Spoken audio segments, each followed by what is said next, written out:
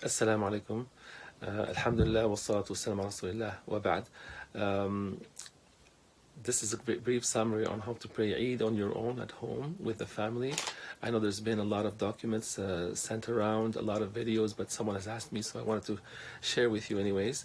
So first of all, we pray to Allah that this condition that we all know about is raised from, for all the humanity, that we go back to our normal lives soon, inshallah. In theory, there's 4 points to cover. Firstly, praying at home, praying Eid at home is not something new.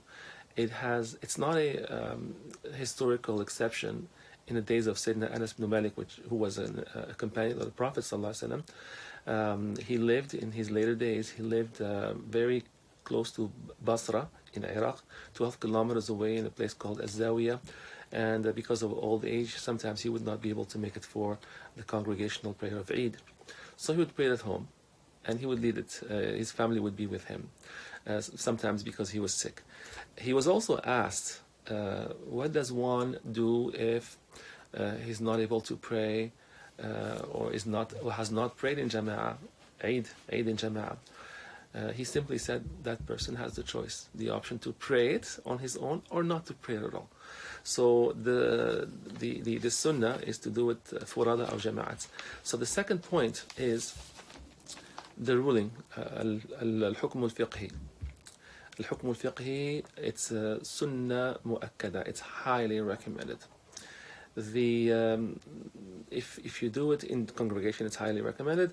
If you do it at home, as we will inshallah, it is mustahab, it is desirable.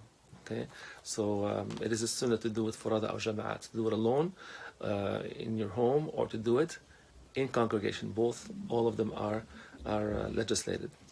The third point is when do we do it, at what time? في حل النافلة, whenever a nafila becomes permissible, which is after the sun rises, 20 minutes after the sun rises. In these days it's around 6 o'clock. Then you can pray Salatul Eid. So anytime after 6, at 7 or 8 or 9 or 10 or 11, you can pray Salatul Eid at home. How do we pray? We prayed with 2 rak'at, هي ركعتان جهرتان جهريتان, just like Salatul Jumu'ah. Or just like the nafila, which is prayed at night, because when you pray a nafila at night, you raise your voice, it's not silent. So Jumu'ah, yeah, but there's 2 exceptions. The first one is you don't call the adhan or the iqama, and the second one, there are a certain number of takbirat, like we do it every year. And I'm just mentioning the Maliki opinion, and keep it very simple for everyone. It's perfectly acceptable to use this, inshallah, Maliki or not Maliki. So the takbirat, after the first takbirah, the introductory takbirah, Allahu Akbar, you do 6 more, and between each takbirah you make a little pause to allow others to respond. So you say Allahu Akbar, Allahu Akbar, Allahu Akbar, Allahu Akbar, Allahu Akbar, 6 times. So in total 7,